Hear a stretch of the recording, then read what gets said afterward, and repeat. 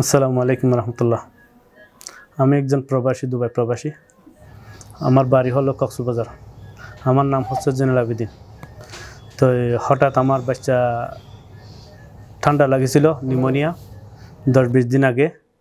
আমি ঠান্ডা লাগার পর আমি কক্সবাজার মেডিকেলে নিয়ে গেছিলাম। মেডিকেলে নেওয়ার পর ডাক্তার 1 ঘন্টা রেখেছিল। 1 ঘন্টা রাখার পর ডাক্তার বলেছে বাঁচার সম্ভাবনা কম, তুমি এমার্জেন্সি চিটাগং নিয়ে যাও। সেটা একটা মেডিকেলে রাখছিলাম। মেডিকেল রাখার 3 দিন রাখছিলাম।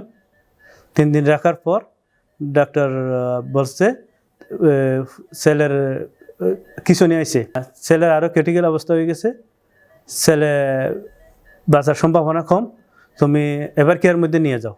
এভার কেয়ারের মধ্যে আমার ছোটো ভাইয়ে নিয়ে আসি। এবার নিয়ে আসার পর লাইফ সাপোর্ট দিয়েছিল 5 দিন। ডাক্তার বলছে শুধু 1% ছিল। তো ডাক্তার বলেছে তুমি দোয়া করো, আল্লাহর উপর ছাইরা দাও, বাকিটা আমরা চেষ্টা করব সবাই। যখন চিকিৎসা করার সময় ডাক্তার বলেছে, ডাক্তারকে জাহাঙ্গীর কবির স্যার, উনি বলেছে ওনার নিউমোনিয়ার থেকে কেস ছিল, কেসার সময় ওনার ব্রেনের সমস্যা ছিল, সমস্যা এটা এখন সমাধা করেছে। তারপর নিউমোনিয়া ভালো হয়ে গেছে।